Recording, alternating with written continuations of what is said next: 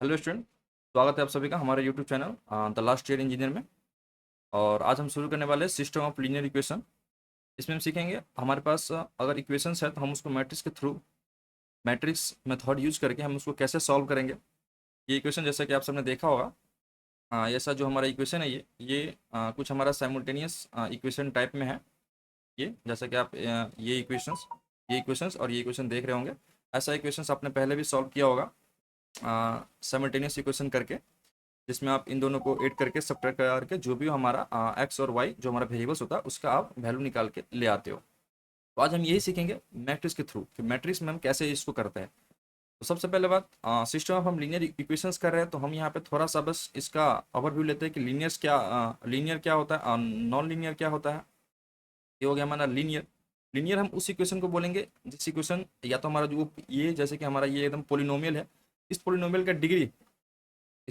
का डिग्री अगर ये 1 है तो ये हमारा क्या है, लीनियर इक्वेशन है। और सारा जो भी हमारा यहाँ पे एक्स वेरिएबल हो, वाई वेरिएबल हो, जेड वेरिएबल हो, ये सारे के ऊपर बस 1 डिग्री होना चाहिए। अगर ये हमारा 1 डिग्री में है सारा पोलिनोमियल्स, जो भी वेरिएबल्स है in polynomials, if every variables of a polynomial is of degree 1, then this is called the linear system of equation. तो ये जो हमारा हो जाएगा सिस्टम ऑफ लीनियर इक्वेशन हो जाएगा। नॉन लीनियर किसको बोलेंगे? नॉन लीनियर नॉन लीनियर किसको बोलेंगे? ऐसा इक्वेशन जिसमें हमारा जो पोलिनोमियल्स का डिग्री होगा, सपोज कि ये हमारा x square plus 2x plus y is equal to यहाँ पे हमारा समथिंग है। तो यहाँ पे जो हमारा यहाँ पे x का ऊपर में जो डिग्री हमारा ये स्क्वायर है, ये यहाँ पे हमारा 1 डिग्री है, और यहाँ पे y का भी डिग्री है, ये भी हमारा क्या है 1 है, दैट इज 1 है हमारे पास। तो ऐसा जो यहाँ पे क्या होगा, डिफरेंट डिग्री हो गया, different degree of different variables. ऐसा जो अगर हो जाए हमारे पास, इसको हम बोलते हैं non linear system of equation. तो उम्मीद करता हूँ आप सबको लीनियर और नॉन लीनियर में डिफरेंस समझ आ गया होगा। अब इसी में आता है हमारा एक ये होमोजीनियस टर्म। होमोजीनियस क्या होता है और नॉन होमोजीनियस क्या होता है, चलिए ये भी मैं आपको ब्रीफ में यहीं पे बता देता हूँ। होमोजीनियस इक्वेशन हमारा वो होता है, होमोजीनियस इक्वेशन हमारा वो होता है जिसमें जो हम इस पोलिनोमियल को जो हम इक्वेट कर रहे होते हैं, ये इक्वेटिंग पार्ट जिससे हम उसको इक्वेट कर रहे होते हैं, वो इक्वेटिंग पार्ट जो क्या होता है हमारा जीरो होता है। अगर ये हमारा जीरो है तो इसको बोलेंगे हम होमोजीनियस लीनियर इक्वेशन।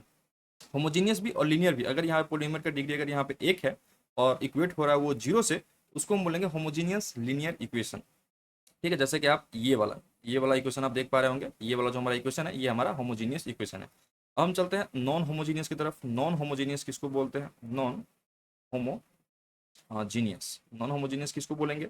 जिसमें जो हमारा पोलिनोमियल है वो हमारा इक्वेट होगा, जो कि और जिससे वो इक्वेट हो रहा होगा वो हमारा नॉन जीरो होगा। सपोज कि ये हमारा ये जो ऊपर हमारा ये 3 जो इक्वेशंस लिखा हुआ, ये सारा हमारा क्या है, होमोजीनियस। ये हमारा जो है नॉन होमोजीनियस लीनियर इक्वेशन है। क्यों नॉन होमोजीनियस? क्यों है? क्योंकि हम जिससे यहाँ पे इक्वेट कर रहे हैं, इसको यहाँ पे जिससे हम इक्वेट कर रहे हैं वो हमारा कुछ वैल्यू है d1 d2 and d thought, जो कि हमारा स्पेसिफिक वैल्यू कुछ भी हो सकता है, मतलब जीरो नहीं है लेकिन कुछ भी है वो है। सपोज करिए यहाँ पे अगर d1 और d2, अगर यहाँ पे d1 इज इक्वल टू यहाँ पे d2 हो जाए, और d थॉट जो है यहाँ पे, और नहीं ये नहीं, यहाँ पे सपोज करिए आप कि d1 is equal to d2 है, और d2 इज इक्वल टू यहाँ पे सपोज करिए आप जीरो हो जाए, तो ये अपना d1 और d2 तो जीरो हो गया। लेकिन d थॉट अगर ये कुछ नॉन जीरोस वैल्यू है, सपोज कि 3 है, 4 है, कुछ भी है, तो अगर यहाँ पे दो वैल्यू जीरो है और एक वैल्यू अगर हमारा कुछ है, तो इस कंडीशन में भी हमारा ये जो हो जाएगा ये हमारा नॉन होमोजीनियस लीनियर इक्वेशन ही होगा। तो ये हमने ले लिया ओवरव्यू होमोजीनियस इक्वेशन का, ये होमोजीनियस इक्वेशन का, नॉन होमोजीनियस इक्वेशन का, और ये लीनियर का, और ये नॉन लीनियर का। और अगर आप सबके माइंड में अगर ये डाउट है कि अब ये non homogeneous non linear equation कैसा होता है और होमोजीनियस लीनियर इक्वेशन हम किसको बोलते हैं, तो आपको मैं छोटा सा बस रिव्यू देता हूँ। अगर हमारे पास सपोज कि ये हमने बात किया अभी लीनियर इक्वेशंस के लिए, अब हम बात करते हैं अगर हमारे पास होमोजीनियस अगर हमारे पास नॉन लीनियर है, होमोजीनियस नॉन लीनियर इक्वेशंस, तो ये आप सब पढ़ेंगे ऑर्डिनरी डिफरेंशियल इक्वेशन में। ऐसे इक्वेशन को हम बोलते हैं ऑर्डिनरी डिफरेंशियल इक्वेशन टाइप में ये होता है। और अगर non homogeneous non linear equation है, non homogeneous non linear equations है, तो ये भी आप पढ़ेंगे ordinary differential equations of higher order वगैरह जो होगा उसमें हम पढ़ेंगे। और ये दोनों टॉपिक वहाँ पे हमारा कवर होगा। तो वहाँ पे भी आपका एक टर्म आएगा differential equation of A homogeneous system of equation. तो वहाँ पे भी ये सारा आप डिटेल्स में पढ़ सकते हो। तो अभी के लिए मैंने आपको बस छोटा सा एक ओवरव्यू दिया है। और अब चलिए आते हैं यहाँ पे, इन सबको सॉल्व करते हैं। ये कैसे सॉल्व करना है मैट्रिक्स के थ्रू, मैं आपको ये आज बताऊंगा बहुत ही शॉर्ट डिस्क्रिप्शन में, क्योंकि हमारा वीडियो कुछ ज़्यादा लेंदी हो जाता अगर मैं यहाँ पे लिखने लगता हूँ सब चीज़ तो इसलिए मैंने आज पहले से ही लिख के रखा है और मैं आपको बस सीधा समझाऊंगा। तो चलिए, ये हमारा जब हम सिस्टम प्लेन इक्वेशन सॉल्व कर रहे होंगे तो हमारे पास क्वेश्चन कुछ इस प्रकार से होंगे। ये हमारे पास क्वेश्चन दिया होगा और यहाँ पे क्या करेंगे हम, ये एक्स वाई जेड जिसका जो भी कॉफिशेंट है उस सारा कॉफिशेंट को हम एक मैट्रिक्स के टर्म में लिखेंगे, जिसको हम यहाँ पे बोलते हैं इसको हम यहाँ पे बोलते हैं, इसको हम यहाँ पे बोलते हैं matrix notation. Matrix notation, matrix notation तो वहाँ पे लिखेंगे writing the given system of linear equation in A matrix notation. तो मैट्रिक्स नोटेशन में जब आप लिखोगे तो ये हमारा कुछ इस प्रकार होगा, A1 B1 C1 A2 B2 C3 C2 and A3 B3 and C third. तो ऐसा जो हमारा होगा उसको हम लिखेंगे यहाँ पे एक्स वाई जेड के साथ, इक्वल टू करने किसके साथ, D1 D2 D थर्ड के साथ। और अगर आप सबको मैट्रिक्स का मल्टीप्लिकेशन आता होगा तो आप सबको पता होगा कि ये जो हमने ऐसे करके लिखा है और ये जो यहाँ पे ऐसे करके, ये जो हमारा ऐसे करके लिखा हुआ, ये दोनों जो इक्वेशंस है ये सेम ही चीज़ डिनोट कर रहे हैं। क्योंकि अगर आप इन दोनों को मल्टीप्लाई करोगे तो ये हम ऐसे ही टर्म में इसको हम क्या करने वाले हैं, रिसीव करने वाले हैं। तो ठीक है, तो ये जो हम इन सिस्टम ऑफ लीनियर इक्वेशन में से जो हम यहाँ पे कोफिशिएंट मैट्रिक्स अलग करते हैं, फिर हम वेरिएबल्स का मैट्रिक्स अलग लिखते हैं और हम कंस्टेंट का मैट्रिक्स जो होता है वो हम अलग लिखते हैं। तो ये जो हमारा होता है, ये जो हमारा मैट्रिक्स होता है इसको हम ए डिनोट करते हैं। सपोज करिए आपने इसको ए डिनोट किया, ए डिनोट किया, इसको आपने एक्स डिनोट किया क्योंकि ये हमारा सारा वेरिएबल्स का था। आप एक्स वाई जेड कुछ भी यहाँ पे डिनोट कर सकते हो कैपिटल लेटर में। तो सपोज कि हमने इसको एक्स डिनोट किया बड़ा वाला, और ये हमारा कांस्टेंट मैट्रिक्स है। ये जो हमारा ये कांस्टेंट मैट्रिक्स है इसको आप कुछ भी डिनोट कर सकते हो, A B C D. Suppose हमने यहाँ पे इसको बी डिनोट किया है तो ये कैसे इंप्लाइज कर देगा, ये हो जाएगा इस प्रकार से, A X is equal to B. और अगर आप सबने 11th ट्वेल्थ मैट्रिक्स पढ़ा होगा तो उसमें आप सबने ऐसा बहुत सारे मैट्रिक्स सॉल्व किए होंगे जिसमें आप एक्स इज इक्वल टू यहाँ पे करते हैं ए इनवर्स और बी। अगर हमने ए इनवर्स का अगर यहाँ वैल्यू फाइंड कर लिया और उसको अगर हम बी से मल्टीप्लाई कर देते हैं तो जो हमारा ये कांस्टेंट वगैरह, ये हमारा वेरिएबल्स वगैरह जो भी होता है एक्स का, एक्स वाई जेड, वो हमारा एक वैल्यू क्या होगा आ जाएगा। क्योंकि ये मैट्रिक्स हमारा ऐसे करके कुछ कॉलम मैट्रिक्स टाइप में आएगा। सपोज कि यहाँ वैल्यू है 2 1 एंड 0, तो ये हमारा x का वैल्यू हो जाएगा, ये हमारा y का वैल्यू हो जाएगा और ये हमारा z का वैल्यू हो जाएगा अगर हमने x y z के टर्म में अगर हमारा ऐसे कुछ है तो। ठीक है, तो इस मैट्रिक्स को जो हमारा ये हम नोटेशन में जो लिखते हैं तो ये मैट्रिक्स जो है इसको हम बोलते हैं कोफिशिएंट मैट्रिक्स, इसको हम बोलते हैं कोफिशिएंट मैट्रिक्स। ये होता है हमारा कोफिशिएंट मैट्रिक्स। और ये जो होता है हमारा, ये होता है हमारा, ये हमारा एक क्या है, कॉलम मैट्रिक्स है। कॉलम मैट्रिक्स किसका है, मैट्रिक्स ऑफ वेरिएबल्स। इसको हम बोलते हैं मैट्रिक्स ऑफ वेरिएबल्स बोल सकते हैं, कोई कुछ और ही बोल सकता है, मैट्रिक्स ऑफ वेरिएबल्स। ये हमारा वेरिएबल्स होता है। और या तो हम इसको मैट्रिक्स ऑफ हम दूसरा क्या बोल सकते हैं, matrix of unknowns, matrix of unknown बोल सकते हैं इसको। और ये जो हमारा बी मैट्रिक्स होता है, बी मैट्रिक्स होता है हमारा, इसको हम बोलते हैं, ये भी हमारा एक कॉलम मैट्रिक्स है और इसको हम बोल सकते हैं matrix of constant, QNSTNT constant, क्योंकि ये हमारा क्या है, कांस्टेंट है। तो ये हमने पढ़ लिया अभी लीनियर नॉन होमोजीनियस इक्वेशन के बारे में। अब हम पढ़ते हैं होमोजीनियस लीनियर इक्वेशन के बारे में। होमोजीनियस लीनियर इक्वेशन कैसे होता है, जैसे कि मैंने आप सबको बता दिया पहले भी, होमोजीनियस लीनियर इक्वेशन वो इक्वेशन होता है हमारा जिसमें हमारा इक्वेटिंग पार्ट जो होता है वो हमारा जीरो होता है। जैसे कि आप सब यहाँ पे देख पा रहे होंगे, ये भी हमारा जीरो है, ये भी हमारा जीरो है और ये भी हमारा जीरो है। अगर इस तीनों में से कोई भी अगर कंस्टेंट नॉन जीरो होता तो वो हमारा फिर से किस कैटेगरी में आ जाता, नॉन होमोजीनियस लीनियर इक्वेशन में हमारा वो आ जाता। लेकिन यहाँ पे सारा का सारा जीरो है तो ये हमारा क्या हो गया, एक होमोजीनियस लीनियर इक्वेशन टाइप में हो गया। और इसको अगर हम मैट्रिक्स नोटेशन में लिखेंगे तो आइए मैंने दूसरे पेज में लिख के रखा है, आपको दिखाता हूँ। इसको अगर आप मैट्रिक्स नोटेशन में लिखोगे, नहीं इसको मैंने यहाँ पे नहीं लिखा, इसको यहीं पे लिख के मैं बताता हूँ। इसको अगर आप मैट्रिक्स नोटेशन में अगर आप लिखोगे तो यहाँ पे भी सेम, अब यहाँ पे सारा कॉफिशेंट यहाँ पे आपको डालना है। ये हो जाएगा अपना A1x प्लस बी, सॉरी ये मैं क्या कर रहा हूँ, हाँ ये हो जाएगा हमारा, ये हो जाएगा हमारा A1 B1 C1 and A2 B2 C2 and A3 B3 C3, ऐसे करके हो जाएगा हमारा। यहाँ पे आप डालोगे x y और z और यहाँ पे जो हो जाएगा हमारा, ये हमारा कांस्टेंट मैट्रिक्स बनेगा जो हमारा 0 0 0 का। ये कुछ इस प्रकार आपको दिखेगा अगर आपने इस मैट्रिक्स को मैट्रिक्स नोटेशन में लिखा तो। ये हमारा हो गया मैट्रिक्स नोटेशन, मैट्रिक्स नोटेशन में कुछ इस प्रकार हमें ये दिखेगा। ठीक है, तो आइए अब नेक्स्ट पेज में चलते हैं। जब हम इसको सॉल्व कर रहे थे वो सॉल्व करने को आपको बताता हूँ। देखिए तो ये मैंने जो पहले आपको बता रखा यही हमारा, इस प्रकार से आपने इसमें सॉल्व किया होगा।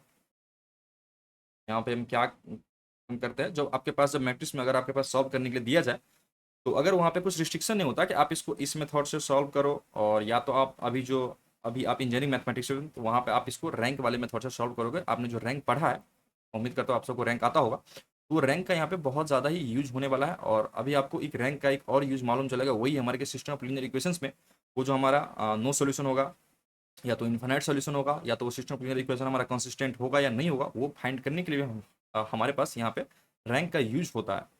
तो वो देखिए जो मैंने आपको पहले भी यहाँ पे बता रखा, ये वही है जो मैंने आपको यहाँ बता रखा है, AX is equal to B, ये सेम टू सेम वही है, बस हम यहाँ पे इसको वही है कि आप इसको जो सॉल्व करते हो वही मैं आपको बता रहा हूँ कि बस X इज इक्वल टू आप यहाँ पे A इनवर्स B करके सॉल्व कर सकते हो, और यहाँ से आप A इनवर्स क्या कर सकते हो, फाइंड कर सकते हो।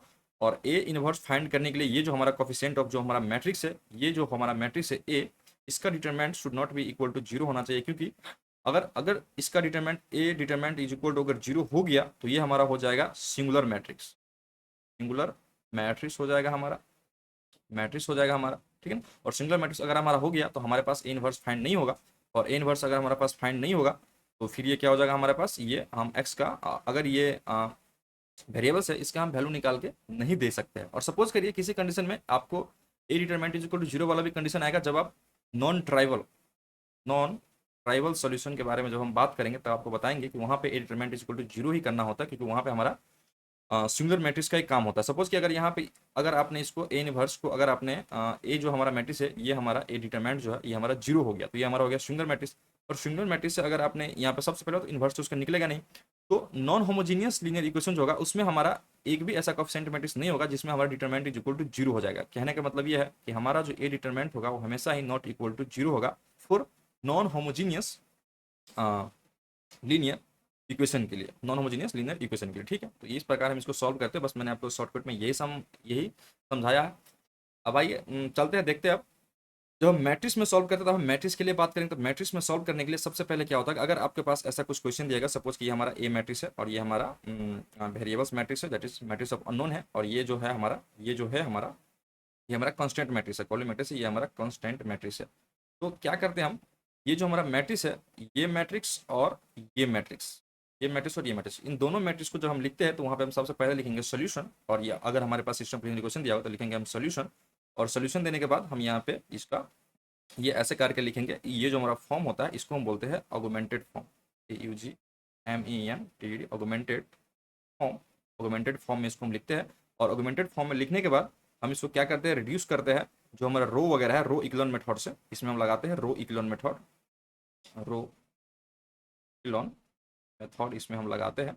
और रो इक्लोन मेथड लगाने के बाद ये जो हमारा पूरा मैट्रिक्स होता है ए इज टू बी का, अगर आपके पास ये एकदम अगर आपके पास ये 3/3 का है और आप यहाँ पे लिखेंगे बी मैट्रिक्स, ये हमारा क्या है बी मैट्रिक्स, जैसे मैंने आपको बता रखा है ये हमारा बी मैट्रिक्स है, तो ए इज टू बी आप लिखोगे तो ए मैट्रिक्स आपका इतना में रहेगा, और यहाँ पे आपका क्या रहेगा, ये बी मैट्रिक्स रहेगा, ये आपका ए मैट्रिक्स रहेगा, ये आपका बी मैट्रिक्स रहेगा।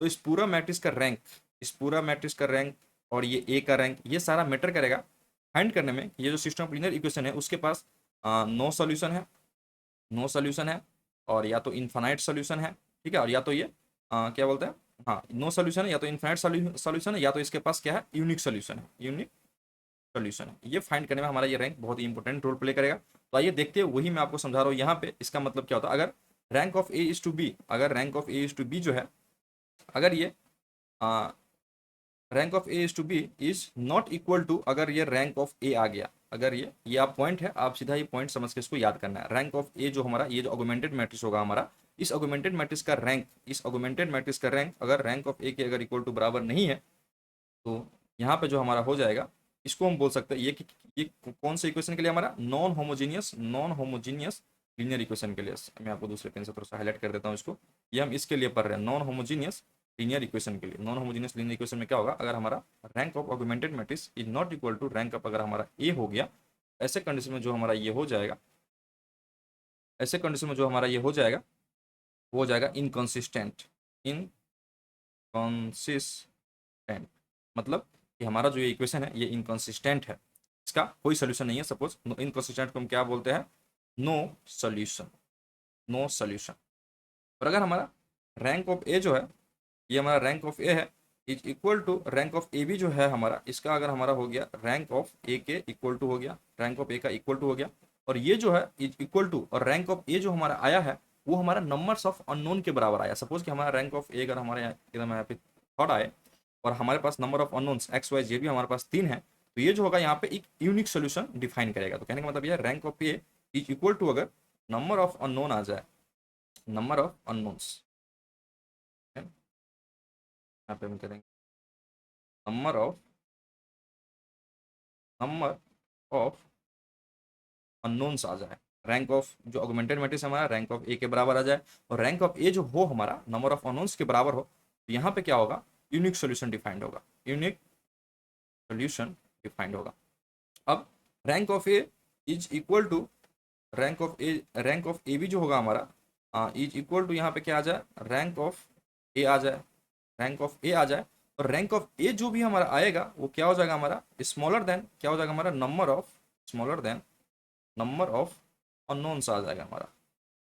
कहने का मतलब ये है कि रैंक ऑफ ए बी इस पूरे मैट्रिक्स का, क्योंकि ये हमारा एक नया मैट्रिक्स बनेगा, तो इस पूरे मैट्रिक्स का रैंक इस ए मैट्रिक्स से, और ये हमारा ए मैट्रिक्स का हम अलग से रैंक नहीं निकालेंगे, ए मैट्रिक्स जो होगा हमारा ये हमारा यहीं पे कुछ नंबर्स वगैरह होगा, नंबर्स वगैरह सपोज करिए ये आपका ए मैट्रिक्स का जो रो है ये सारा जीरो हो गया और यहाँ पे कुछ नॉन जीरो वैल्यू अवेलेबल है। तो कहने का मतलब ये है कि इस मैट्रिक्स का ए का रैंक तो कुछ और है और इसका रैंक तो कुछ और है, क्योंकि नंबर ऑफ नॉन जीरो, क्योंकि अगर हम पूरा मैट्रिक्स कंसीडर करेंगे तो ये हमारा पूरा का पूरा रो नंबर ऑफ जीरो होना चाहिए, तभी हम यहाँ पे number of non zero is equal to rank of ये पूरा मैट्रिक्स कंसीडर करेंगे। ये यहाँ पे मेनली कॉन्सेप्ट है। उसी हिसाब से ये rank of A B, rank of A to B that is rank of augmented matrix, यही डिनोट कर रहा है कि आप पूरा मैट्रिक्स का रैंक, तो यही है पूरा मैट्रिक्स का रैंक अगर रैंक ऑफ ए, यहाँ पे जो मैट्रिक्स होगा रैंक ऑफ ए के बराबर हो जाए, और वो रैंक ऑफ ए जो है, वो रैंक ऑफ ए जो हमारा निकल के आएगा वो हमारा अगर नंबर ऑफ अननोन से स्मॉलर आ जाए, नंबर ऑफ अननोन से स्मॉलर आ जाए, तो इस कंडीशन में जो हमारा मैट्रिक्स के पास होगा वो हमारा इन्फानाइट सोल्यूशन हो जाएगा, इन्फानाइट सोल्यूशन होगा। और वो कैसे होगा, जब हम एग्जाम्पल सॉल्व करेंगे तो उसमें हम देखेंगे इन्फिनिट सॉल्यूशन का मतलब क्या है। कहने का मतलब ये है कि एक्स वाई और जेड ये सारा एक दूसरे पे डिपेंडेंट रहेंगे, और यहाँ पे कुछ हम वेरिएबल्स लेट करेंगे, सपोज कि एस टी कुछ भी, तो जैसे जैसे एस का वैल्यू इंक्रीज होगा वैसे वैसे हमारा कोई सा वैल्यू ये जो एक्स वाई जेड ये सब का वैल्यू क्या होगा हमारा चेंज होता मतलब होता जाएगा। कहने का मतलब ये कि एक्स वाई जेड किसी का वैल्यू एस टी कुछ भी एक दूसरा वेरिएबल्स वगैरह होगा उस पर क्या करेगा, डिपेंड करेगा। तो ये हमने पढ़ लिया होमोजीनियस इक्वेशन के लिए, homogeneous non homogeneous linear equation के लिए। अब हम पढ़ेंगे होमोजीनियस लीनियर इक्वेशन में, ये हमारा बिल्कुल ही शॉर्टकट में हो जाएगा। तो ये पूरा system of homogeneous linear equation अगर हमारे पास अगर यहाँ पे हो तो आपके पास होमोजीनियस लीनियर इक्वेशन कहने का मतलब है कि ये जो हमारा कांस्टेंट मैट्रिक्स था, ये जो हमारा यहाँ पे ये जो हमारा ये कांस्टेंट मैट्रिक्स था, ये कांस्टेंट मैट्रिक्स तो हमारा सारा का सारा क्या है, जीरो। आप यहाँ पे देख सकते हो, अगर आपको दिख नहीं रहा हो तो ये देखिए आप यहाँ पे, ये हमारा सारा का सारा क्या है, जीरो है। ये हमारा सारा का सारा जीरो है। ये कहने का मतलब हमारा ये हमारा ऐसे कुछ इंप्लाइज कर रहा है A X is equal to zero. A X is equal to अगर जीरो है तो यहाँ पे अगर ए मैट्रिक्स सपोज कि आपने ए इनवर्स निकाला और ए इनवर्स जो भी आप निकालो यहाँ पे अगर जीरो, सपोज कि आपने ए इनवर्स यहाँ पे कुछ निकाला है और वो अगर मल्टीप्लाई होगा यहाँ इस साइड कॉन्स्टेंट मैट्रिक्स में जीरो से, अगर आपने ए एक्स इज इक्वल टू ये यहाँ पे मैं फॉलो कर रहा हूँ, यहाँ पे मैं फॉलो कर रहा हूँ X is equal to A inverse B. Suppose करिए बी हमारा ये ओ मैट्रिक्स जो कि हमारा जीरो जीरो डिनोट कर रहा है। तो अगर आपने ए इनवर्स निकाला और इसमें अगर आपने मल्टीप्लाई किया तो ये लास्ट में जो भी हमारा आएगा वो भी हमारा क्या आएगा, इज इक्वल टू जो हमारा रिसीव होगा इसमें ये भी हमारा क्या होगा, जीरो जीरो जीरो रिसीव होगा। तो कहने का मतलब ये है कि इस कंडीशन में X is equal to zero, ये हमारा X is equal to zero, ये हमारा ऑलवेज एक सोल्यूशन होता है, ऑलवेज ए सोल्यूशन। आपने इनवर्स मैट्रिक्स निकाला, इसमें आपने मल्टीप्लाई किया और आपका जो भी है ये सारा हमारा क्या होगा, जीरो एंड जीरो का फॉर्म में रिसीव हो गया। दैट ये इंप्लाइज करेगा कि ये इंप्लाइज करेगा एक्स इज इक्वल टू भी जीरो है, वाई इज इक्वल टू भी जीरो और जेड इज इक्वल टू भी जीरो, और X is equal to zero, Y is equal to zero, Z is equal to zero भी एक solution है। इसको हम ये नहीं बोल सकते कि नहीं X is equal to zero, Y is equal to zero और Z is equal to zero आ गया तो ये हमारा सोल्यूशन नहीं है, ऐसा हम इसको नहीं बोल सकते हैं। ठीक है, अब ये हमारा अब जो हमारा होगा ये system of homogeneous linear equation में क्या होगा, या तो हमारे पास ट्राइबल सोल्यूशन आएगा और या तो हमारे पास ये इन्फिनाइट सोल्यूशन आएगा। बीच का सोल्यूशन आने वाली जरूरत नहीं है, क्योंकि हमारे पास अगर नॉन होमोजीनियस लीनियर इक्वेशन था तो वहां पे हमारा एक तो हम पढ़ते थे इनकंसिस्टेंट। कहने का मतलब ये है कि उसमें होता था नो सोल्यूशन।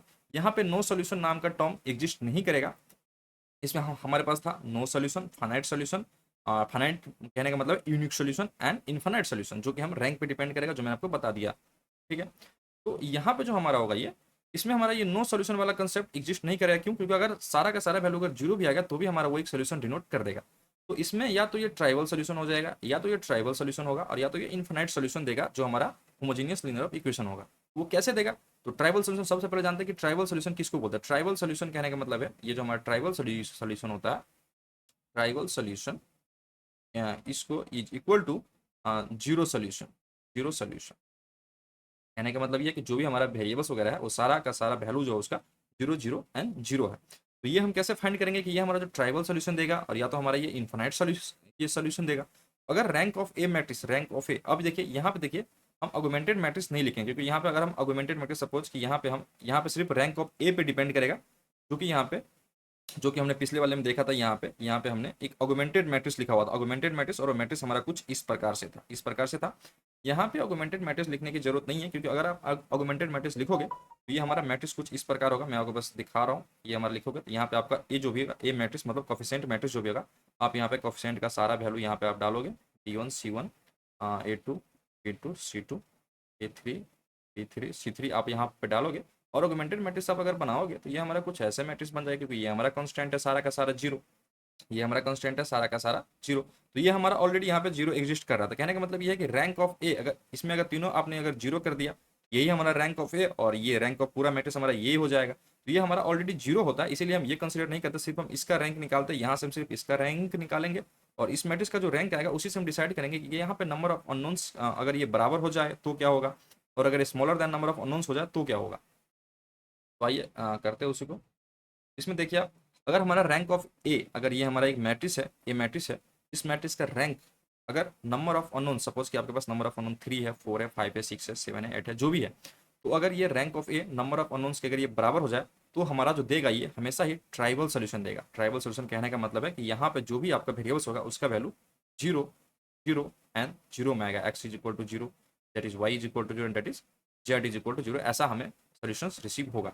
और अगर ये रैंक ऑफ ए है, रैंक ऑफ अगर ये ए है, अगर ये rank of A smaller than number of unknowns आ जाए, सपोज कि इस मैट्रिक्स को आपने रैंक के लिए, आपने इसको रैंक फाइंड करने के लिए आपने इसको रिड्यूस किया, और रिड्यूस करने के बाद ये जो हमारा है ये सारा का सारा हमारा क्या हो गया, जीरो जीरो जीरो हो गया। तो कहने का मतलब ये है कि अब ये जो मैट्रिक्स हमारा, ये हमारा रैंक 2 का मैट्रिक्स हो जाएगा, रैंक 2 का मैट्रिक्स हो जाएगा। और 3 कोफिशिएंट थे इसमें, और ये कोफिशिएंट मैट्रिक्स 3/3 का है। कहने का मतलब है कि हमारे पास जो वेरिएबल्स है वो भी हमारे पास 3 होंगे। तो हमारे पास वेरिएबल्स 3 है, हमारे पास वेरिएबल्स 3 है, और हमारे पास जो यहाँ पे ये रैंक ऑफ मैट्रिक्स आया वो हमारे पास क्या आया, 2 आया। तो क्या हो जाएगा यहाँ पे 3, जो रैंक ऑफ मैट्रिक्स, ये हमारे पास रैंक जो क्या आया 2 आया है, और हमारे पास नंबर ऑफ जो वेरिएबल्स है वो कितने हमारे पास 3 है। तो यहाँ पे क्या, rank of matrix 2 is smaller than number of unknowns that is 3। तो ऐसा कंडीशन अगर आपके पास आ गया तो यहाँ पे इस कंडीशन में क्या होगा कि आपके पास इन्फानाइट सोल्यूशन होगा, इन्फानाइट सोल्यूशन। तो बस होमोजेनियस लीनियर इक्वेशन में आपको या तो जीरो सोल्यूशन रिसीव हो सकता है, या तो आपको infinite number of solution receive होगा। और इन्फानाइट नंबर ऑफ सोल्यूशन कब रिसीव होगा, जब rank of A smaller than number of unknowns हो जाएगा, उस कंडीशन में आपके पास इन्फानाइट सोल्यूशन रिसीव होगा। मैं आपको थोड़ा सही से लिख देता हूँ, आपको ये इन्फानाइट शायद दिख नहीं रहा होगा, तो लिखता हूँ मैं इन्फानाइट, इन्फानाइट सोल्यूशंस, ठीक है। तो आइए अब हम इसको मेथड, अब हम सीखेंगे कि हम इसको जब न्यूमेरिकल्स वगैरह सॉल्व करेंगे उस कंडीशन में हम कैसे इसको करते हैं। तो उस कंडीशन में कैसे करते हैं ये हम लिखेंगे। अगर आपके पास system of linear equation, suppose कि आपके पास सिस्टम ऑफ लीनियर इक्वेशन ऐसा ऐसा आपके पास सिस्टम ऑफ लीनियर इक्वेशन दिया गया हो, तो सबसे पहले आप लिखोगे writing the given system of linear equation in the matrix notation, जैसा कि मैंने आपको ऐसे बताया पहले। तो मैट्रिक्स नोटेशन में जब आप लिखोगे तो मैट्रिक्स नोटेशन में ये आपका ऐसे होगा, मैट्रिक्स नोटेशन में ये आपका कुछ इस प्रकार, यहीं पे मैंने आपको दिखाया था, यहीं पे मैंने आपको दिखाया था, ये हमारा मैट्रिक्स नोटेशन है, ये हमारा क्या है, मैट्रिक्स नोटेशन है। वो आप सॉल्व करते करते आप एक स्टेज पे पहुंचोगे, जब ये ऑगमेंटेड मैट्रिक्स आपने सॉल्व किया हो तो आपका ऐसे आ जाएगा कुछ फॉर्म, ऐसे आ जाएगा कुछ फॉर्म।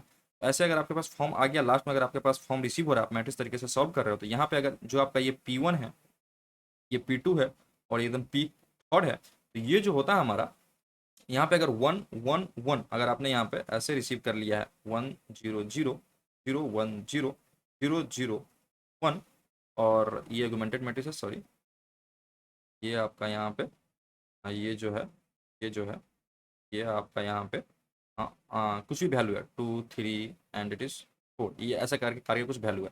अगर आपका ऑगमेंटेड मैट्रिक्स को आपने रिड्यूस किया रैंक में, और आपको दिख रहा है कि रैंक हमारा ये है वो है, जो भी है, जैसा मैंने आपको जो भी कंसेप्ट वगैरह बताया है उस हिसाब से अगर मिल रहा है, तो इस कंडीशन में सॉल्व करने के बाद ये जो होता है हमारा, ये जो 2 एंड 3 एंड 4 है, ये हमारा एक्स का वैल्यू होता है, ये हमारा वाई का वैल्यू होता है, और ये हमारा जेड का वैल्यू होता है। और वो कैसे होता है, अगर यहाँ पे 1 है तो, अगर यहाँ पे 2 होगा, अगर यहाँ पे कुछ और है, अगर यहाँ पे कुछ और है, तो फिर ये वैल्यू चेंजेस होंगे। सपोज कि यहाँ पे अगर हमने 2 है, सपोज कि यहाँ पे 1 की जगह पे 2 है, तो ये जो हमारा एक्स का वैल्यू हो जाएगा वो हमारा 1 हो जाएगा, क्योंकि ये 2 कहने का मतलब है ये हमारा 2x है, 2x इज इक्वल टू हमारे पास 2 है, और 2x इज इक्वल टू 2 है तो x इज इक्वल टू हमारा 2/2 इज इक्वल टू 1। देख लीजिए आप सब, देख नहीं रहा हो तो ठीक है, 2/2 इज इक्वल टू हमारा हो जाएगा 1। और ये क्यों होता है इसका मैं आपको थोड़ा सा बस शॉर्ट डिस्क्रिप्शन दे देता हूँ मैं आपको। जो हमने ऑगमेंटेड मैट्रिक्स वगैरह लिखा हुआ है, ये ऑगमेंटेड मैट्रिक्स जो हमारा होता है, ये हम ऐसा करके इसको ऑगमेंटेड मैट्रिक्स सपोज की लिखते हैं ए, ऐसे करके हम ऑगमेंटेड मैट्रिक्स लिखते हैं। सॉल्व करने के बाद आपके पास ऐसा कुछ आ गया, P1 0 0 and 0, P2 0 and 0 0, P third आ गया आपके पास, ऐसा आपके पास ये आ गया। हाँ, यहाँ पे हमारा ये जो था ऑगमेंटेड के फॉर्म में लिखेंगे, और यहाँ पे सपोज करिए ये कुछ जो है तो आपके पास वैल्यू आया है 2 3 4, 4 आपके पास कुछ वैल्यू आया, सपोज कि आपने ऐसे मैट्रिक्स में आ गया। तो ये जो हमारा क्या है, ये जो हमारा क्या है कांस्टेंट मैट्रिक्स था, ठीक है, और ये जो हमारा क्या था कोफिशिएंट मैट्रिक्स था, कोफिशिएंट मैट्रिक्स था। तो यहाँ पे कोफिशिएंट मैट्रिक्स के साथ हमारा क्या होता है वेरिएबल्स मैट्रिक्स मल्टीप्लाई में यहाँ पे होता है, या तो मैट्रिक्स ऑफ अननोन्स जो होता है वो हमारा मल्टीप्लिकेशन में होता है। तो इस ऑगमेंटेड मैट्रिक्स को अगर आप फिर से matrix system of linear equation या तो मैट्रिक्स नोटेशन में लिखने की कोशिश करो, मैट्रिक्स नोटेशन में लिखने की कोशिश करो, ये हमारा मैट्रिक्स कुछ इस प्रकार होगा P1 0 0 0, P2 0 and 0 0, P third, और ये हमारा X Y Z is equal to ये जो हो जाएगा हमारा 2 3 4।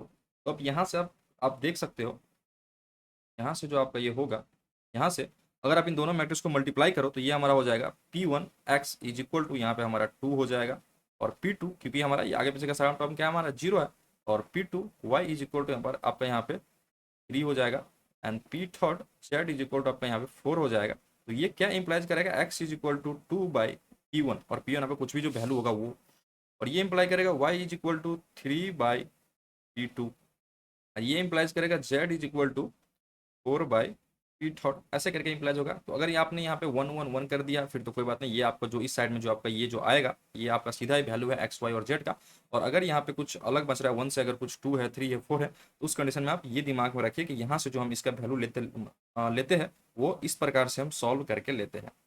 तो आज के लिए इतना ही सिस्टम लीनियर इक्वेशन के लिए, और आपको बस इतना ही कंसेप्ट याद रखना है। इस कंसेप्ट के अलावा मैट्रिक्स में सिस्टम लीनियर इक्वेशन सॉल्व करने के लिए और कोई कंसेप्ट नहीं होता। मेनली जो हमारा ये कंसेप्ट है, जो मेनली हमारा ये कंसेप्ट है, ये हमारा रैंक के ऊपर है, ये नॉन होमोजीनियस लीनियर इक्वेशन में कि आपको रैंक से रिलेटेड ये 3 पॉइंट VVIP पॉइंट है, VVIP पॉइंट है, ये आपको याद रखना है। और होमोजीनियस लीनियर इक्वेशन के लिए ये दो पॉइंट VVIP पॉइंट है, बस आपको इतना याद रखना है। और ये करने के बाद आप सिस्टम ऑफ लीनियर इक्वेशन जो भी होगा आप सारा उसमें सॉल्व कर लोगे। बाकी हम नेक्स्ट लेक्चर में और या तो नेक्स्ट वीडियो में हम सॉल्यूशंस लेके आए, हम सॉल्यूशंस करेंगे 3 4 जो भी इंपॉर्टेंट है हमारा, और बाकी उसी टाइप का आपका सारा सॉल्यूशन जो भी आपका बुक में होगा वो उसी टाइप का क्वेश्चन वगैरह होगा। तो हम 2 3 क्वेश्चन जो भी इंपॉर्टेंट है वो हम कर लेंगे नेक्स्ट वीडियो में। तो आज के लिए लेते हैं आप सबसे विदा, और थैंक्स फॉर वॉचिंग। और नीचे आपको डिस्क्रिप्शन में हमारा व्हाट्सएप ग्रुप का लिंक मिल जाएगा जिससे आप जुड़ सकते हो, और जल्दी हम लाइव सेशन स्टार्ट करने वाले हैं, और वहाँ पे आपको इन्फॉर्म कर दूंगा कि कौन सा चैप्टर कौन सा टॉपिक हम स्टार्ट करने वाले हैं। अकॉर्डिंग टू योर कन्वीनियंस आप उसमें जुड़ सकते हो लाइव सेशन वगैरह वो एकदम करने के लिए। और अगर आपको अभी के लिए अगर ये वीडियो अच्छा लगा तो लाइक करिए, सब्सक्राइब करिए, और अपने दोस्तों के साथ शेयर करिए। तो चलिए, थैंक्स फॉर वॉचिंग। आज के लिए करते हैं टॉपिक को एंड।